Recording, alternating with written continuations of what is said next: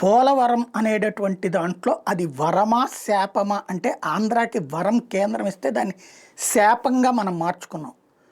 1400 కోట్ల రూపాయలతో అయ్యేటటువంటి దాన్ని, ఏది 14,000 కోట్ల రూపాయలతో అయ్యేదాన్ని 55,000 కోట్లకు మనం తీసుకెళ్ళాం.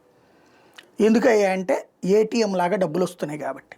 వాస్తవంగా రాష్ట్ర విభజన నాటికే విభజన ఏది ఈ పునరావాస చట్టం అదంతా ఉంది కదా, అప్పటికే పరిహారాలు కూడా ఇచ్చేశారు కదా కొంతమందికి, మిగతా వాళ్ళకి ఇవ్వాల్సి ఉంది. అప్పుడు పాత పద్ధతుల ప్రకారం ఇవ్వాలి కదా. కొత్త పద్ధతిని ఎవరు అడిగారు, ఎవరు చెప్పారు? సైలెంట్గా చేశాం. ఎందుకని?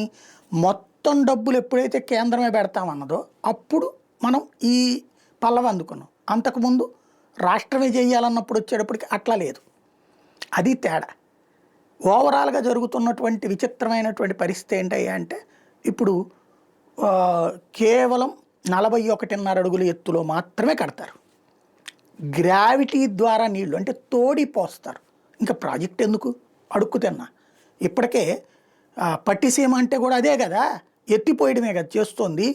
పోలవరం కాలువల్లోకి ఏది పోలవరం కుడి కాలువ ఎడమ కాలువల్లోకి ఆ పోలవరం గోదావరి నీళ్ళని పోస్తున్నాం, ఎత్తి పోస్తున్నాం. అదే పని రేపు కూడా చేస్తే 30,000 కోట్ల రూపాయలు పెట్టి ఇక ప్రయోజనమే ఉంది? అసలు అది ఎన్ని ఎకరాలకు రావాలి? 1 కోటి ఎకరాలకు నీళ్లు రావాలి. నూజివీడు, విస్సన్నపేట, ఎనుకొండ దగ్గర నుంచి టోటల్గా 1 కోటి ఎకరాలకి నీళ్లు రావాలి. విశాఖపట్నానికి తాగునీరు అందాల, అవతల పక్కకి నీళ్లు పోవాలా. కానీ ఏం చేస్తున్నాం ఇప్పుడు? ఏదో మొదటి ఫేజ్ అని మాట్లాడుతున్నాం. రెండో ఫేజ్ అని ఎవడు చెప్పాడు? కేంద్రం చెప్పిందా? చెప్పించండి. నరేంద్ర మోడీతో చెప్పించండి, అమిత్ షాతో చెప్పించండి. ఇది ఫస్ట్ ఫేజ్ మాత్రమే అని చెప్పేసి కేంద్ర జలవనరుల శాఖ మంత్రి చెప్పించండి, ఇది ఫస్ట్ ఫేజ్ మాత్రమే, సెకండ్ ఫేజ్ డబ్బులు మళ్ళీ ఇస్తామని చెప్పేసి. ఎందుకు ప్రజల్ని మోసం చేస్తున్నాం మనం? పోలవరానికి సంబంధించినటువంటి దాంట్లో నోటికొచ్చిన ముద్దని ఊసేస్తూ ఉంటే దాన్ని సరి చేసుకునేటటువంటి ప్రక్రియ కాకుండా ఇవాళ కూటమి ప్రభుత్వంలో తప్ప ఇంకెక్కడ సాధ్యం కాదు.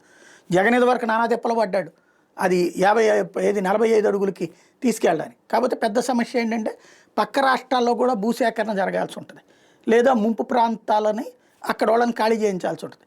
అప్పుడు ఇంకో 30-40 వేల కోట్లు అవుతుంది. అది పెట్టుకోవడానికి తప్పుకుంటుంది కేంద్రం. వాస్తవంగా పునరావాసం పాత పద్ధతిలో పెట్టుకుంటే అయిపోయి ఉండేది. ఇప్పుడు సమస్యల్లో ఏంటంటే ఈ పద్ధతిలో అయితే కనుక ఇది ఒక రిజర్వాయర్ లాగా ఉండదు, పులిచింతల్లాగా, అంతకు మించి ప్రయోజనం ఉండదు. కాకపోతే ఉంది అంటే ఉంది అన్నట్టు 1 కోటి ఎకరాలకు అన్నది పోతుంది, ఒక 15-20 లక్షల ఎకరాల వరకు వర్కౌట్ అవుతుంది. అది కూడా స్థిరీకరణకు ఉపయోగపడుతుంది. అంతకుమించి కొత్త ఆయకట్టు అవ్వదు. ఆలోచించుకోవాల్సిన సందర్భం.